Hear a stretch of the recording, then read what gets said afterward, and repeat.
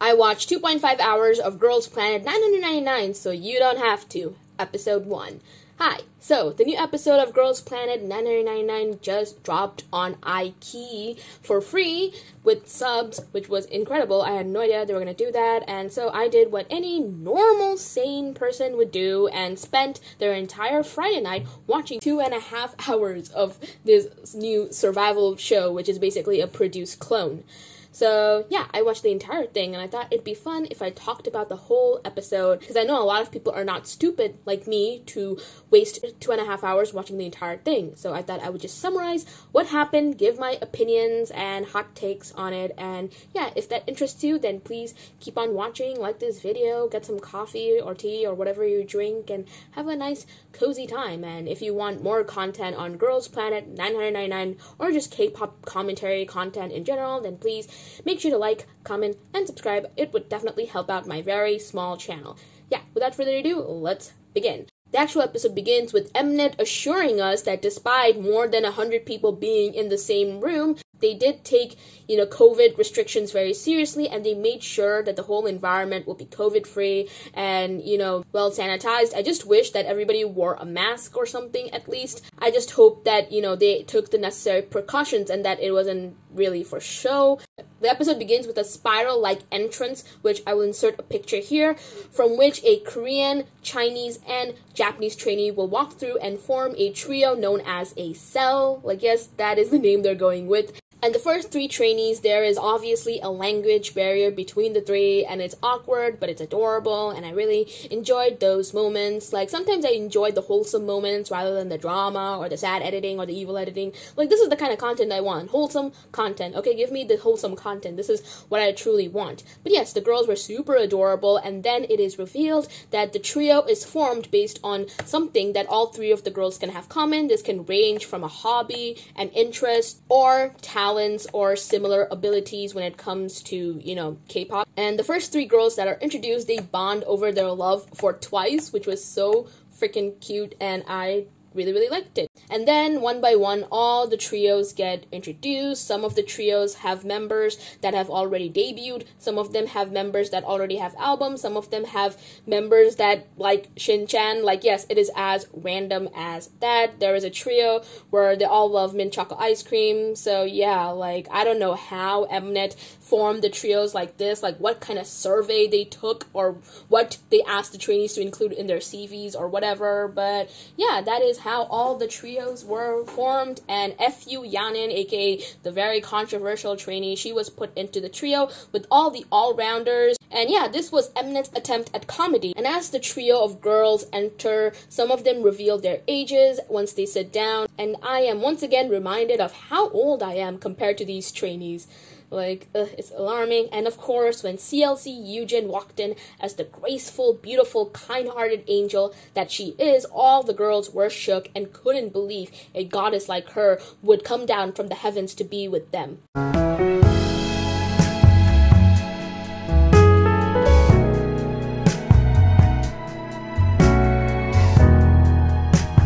And then there was this funny scene where a foreign trainee accidentally called Yojin-gu, the host, ugly instead of handsome, and all I could think about is that mnet could have easily ruined this girl's reputation if they did the evil editing, but since Fu Yanin dug her grave, this girl was apparently saved, so yes. Of course, the vocal trainers and the dance trainers get introduced, which worked with some of the most popular groups in the industry, such as EXO, NCT, basically SM groups, so you know that these people know what's up. And of course, the celebrity mentors ended up being Sunmi and Tiffany, and my girl group Loving Ass is so here for it.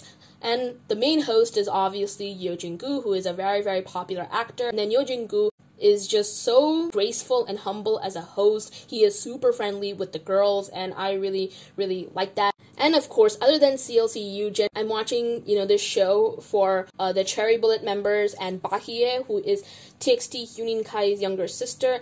And I was so disappointed with the lack of screen time they were getting, because arguably many people are watching the show for the Cherry Bullet members, Bahie and Yujin. Majority of the people are watching for those girls. So I was super disappointed that we didn't get to see moments with the Cherry Bullet members, or we barely got to see Bahie. Oh my god, Trying to find Bahie in this episode was like finding a needle in a haystack. Like finding Nemo, more like finding Bahie. But the small few seconds of screen time that we did get of Bahie ended up being iconic because that girl is already a legend like her brother, let's be real. As for the Cherry Bullet members, we did get to see Bora talk, which was nice, and we also did see May, but we barely saw Jiwon, which made me mad because Jiwon is one of my Cherry Bullet biases, so to not see her really upset me because my top 3 so far is Jiwon, Bahie, and Yujin, not in that order, so I was disappointed when I only saw Yujin and barely of Bahie and Jiwon. Okay, now that I talked about my random thoughts on the episode, let's talk about the performances. I'm not going to be going in order, and I'm not going to be talking in super detail because I'm going to be making a video after episode 2 airs where I rank all the auditions that have been uploaded on mnet's channel, so look forward to that. But for now, I'm just going to be briefly going over the performances and just talking about them. So also, I'm not going to be going in order. I'm going to be going from the J group performances to the K group performances and then finally the C group performances. So the first J group performance is by Crystal Girls. They performed Fancy twice, and the members of Crystal Girls are Murakami Yume, Kawaguchi Yurina, Kishida Ririka, Kitajima Yuna, and Hayase Hana. And honestly, I really enjoyed the performance of Fancy. I really liked their energy, and I did have fun with the performance. Yes, the girls did lack in terms of the vocals, but overall, I did enjoy the performance. I thought they worked well as a team, which I cannot say for every single performance. And I feel like these girls are just going to get better and better, and yeah, I do approve. Then we have December Girl, which is a duo of Sakamoto Mashiro and Hiajo Nagomi, and they performed Dum Dee Dum Dee by i-dle. And unpopular opinion, I personally did not love this performance as much as the audience or the judges did. And yes, these girls are obviously very talented, but I just wasn't a big fan of their facial expressions, and their performance really did not pull me in. No hate towards these girls. I hope you can understand and respect my opinions. It's just my personal preference. I'm pretty sure they'll prove me wrong in the upcoming performance and just do much better. Then we have Burn Crush, which consists of Nonaka Shana, Ezaki Hikaru, Kamimoto Kotone, and Kamikura Rei, and they performed Bumbaya by Blackpink. I had high expectations for this, as Mnet put it in the teaser, and it was indeed really, really good. Hikaru in particular is arguably the standout, and it felt like Lisa's spirit possessed her. She crushed it. She burn crushed it on stage. Okay, I'll see myself out for that horrible pun. And one thing that was pointed out by her is that the Japanese trainees sadly get a bad reputation for not being the most skilled or talented, but Hikaru proved all of them wrong, and I'm so here for it. And not only Hikaru, but Shana, oh my god, not only is she so freaking adorable with her puffy cheeks, but her vocals, like wow. Like, someone please rescue her from F.U. Yanin's clutches, because she deserves better, and I like her a lot. Now we are moving on to the K-group performances, and the first one was done by Cuties, which consist of Chaehyun, An Jongmin, and Yi Yeonji. And they performed Black Mamba by aespa. I really did like the performance. It wasn't flawless, but it was still so much fun. And it's obvious that the members have really great charisma. An Jongmin in particular really blew me away with her vocals. Like, Ning Ning would be proud. And Chaehyun, she did make a mistake, but she still was so good, and I know she'll be even better in the future. Then we have Team Hot Sauce by Se Young-un and Yoon Jia. They performed Kick It by NCT 127, which was funny, because I thought they were going to perform Hot Sauce by NCT Dream, because they're called Hot Sauce, but they were performing Kick It instead, so I got confused with that. But regardless, this performance is hands down one of the highlights of the episode. Like, it just goes to show that girl groups can do boy group choreography despite how powerful and how exhausting it can be. Like, if SM adds these girls to NCT, I won't mind, because they're really good, and they deserved being in the top 9. Then we have Team Shooting Star, which consists of Kim Dayan, Kim Sooyeon, and Chae Ye-young, and they performed Pop Stars, which is by the virtual fictional group KDA, which has i-dle's Mion and Soyeon's vocals in it. Now, I did enjoy this performance, and it was technically good, but it didn't end up being one of my favorites or that memorable to me. But Sooyoung, amongst all three of them, definitely did stand out to me, and I felt like all the praise she received for the performance was well deserved. These girls are indeed very talented, there's no denying that, but I believe they can be even better in the future. That's why this performance did not do it for me. Then we have Monster Baby, which consists of Kang Yesa, Queen Mia, Kim Se-in, and Lee Chaeyeon, and they performed Crazy by 4 minutes. And this is when one of the plot twists of the episode kicked in. That is because, not gonna lie, I thought Baby Monsters will be really bad, since one of the girls did say that they didn't practice a lot and they weren't confident in, pulling off this kind of concept because they were giving off a very cute vibe. But holy shit, they were unbelievably good. Like, I was getting sleepy because I was already 2 hours into this episode. However, this performance woke me up and gave me the energy and motivation I needed to continue watching the rest of the episode. Every girl, not just one or two, ate this up, which is why it is so far my favorite performance from the show. I just had a blast watching it. I did not have to even reach out for my phone. They were just so good, and I believe they did 4 minute justice.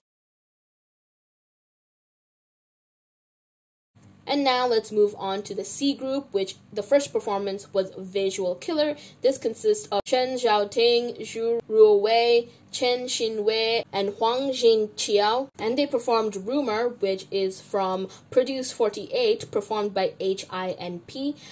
Now, as somebody who ults Kon Unbi, my expectations were really high for the Rumor performance, and half the team did do a good job, and obviously the standout was Shen Xiaoting. She stole the show, and she was just leaps and boundaries above many of the trainees in the competition. Like, not only is she good at dancing, I got chills when she did Chowan's rap so perfectly. The overall performance was quite disappointing, not gonna lie, with the vocals especially being too hard to hear or just very screechy at times from the main vocal of the team. After that, we had Team Twins, which consists of Liang Chiao and Liang Chiao, and they performed Humph, right, by WJS and Chokome. And this was fun to watch, but it's really obvious that the twins lack in dancing and singing, and I wish them the best, and I hope they improve more as the competition progresses, because this was arguably one of the worst performances. Oh my god, it started raining. Oh my god, I just hope I can finish this commentary. Okay. Then, oh my god, then we have the performance that I dreaded the most to watch, and that is Strong Girls, which consists of Wen Jie, Changqing, Chia Yi, Kai Bing, and Fu Yanin. And they performed Helicopter by CLC. Ugh, what a interesting choice. Now, Fu Yanin, when asked about whether she knew that a CLC member would be in the competition, she said that yes, she did know, and then she had audacity to tell everybody that her team is gonna perform it better than the original singer, which is just red flag number 1. And of course, she took it further by disrespecting Yujin, who was right there, by saying, "We go up, helicopter, but you don't," which we all know how that went viral and just made Fu Yanin dig her own grave. And honestly, I was so worried for Yujin. I thought I was gonna cringe seeing Yujin being sad or whatever. However, Yujin's response to Fu Yanin was so freaking classy, because she danced to the Helicopter song and she basically declared who is superior. Yujin was a complete angel who never stooped to Fu Yanin's level. Like, we stan. Like, Yujin, classy, Fu Yanin, trashy. But despite my biases and my lack of, liking towards Fu Yanin, because she's not only disrespectful and rude, but on top of that, she's got a nasty attitude, and she has said racial slurs multiple times in the past. Despite putting all of that aside, which I know is a lot, the Helicopter performance was definitely not better than the original. Heck, it was very middle of the road. Like, 2 of the girls were good. However, the vocals from the team were just not it at all. Kai Bing was the best in the team, hands down, and definitely was the superior rapper in the team. And Yeyoon, sweetie, I am so sorry that this ugly-ass bitch ruined your rap. Now, I'm not an expert like the trainer, so maybe Fu Yanin is talented and way more skilled than I am or other people are giving her credit for. And then Fu Yanin tried intimidating one of the female trainers because she gave her some criticism, which was just very cringe to witness. And honestly, like, in the teaser, the whole situation was way more dramatic than it was in the actual show, because in the show, Sunmi and Tiffany's expressions did not change, like in the teaser, and not a lot of people were mad about it. In fact, I think they were enjoying it, or they were pretending to enjoy it. And however, I still think that she was very disrespectful. I don't know, very rude, and I'm personally not a fan of this girl. Like, if you like her, if you love her, if you think she's a cool bad bitch, then good for you, but I personally don't like her, and I don't think I'll ever be praising her ever, so there is that. And of course, at the end of the episode, we have Che Yujin, and she enters the stage, and she's gonna perform Bubble Pop by Hyuna. And honestly, my heart broke for Yujin because she talked about how pressured she feels, and I could feel her pressure, which I know must be astronomical, because Yujin is a 7-year-old idol, and if she fucks up, it will look really bad for her, and we know that Fu Yanin is gonna have the time of her life when that happens. And when she went up on stage and took off her heels, and we saw the bandage in her foot, I felt like crying seeing that. And of course, mnet ends the episode on a cliffhanger. Mnet thinks they are running a K-drama here and not a survival show, so that is why it ended on a freaking cliffhanger.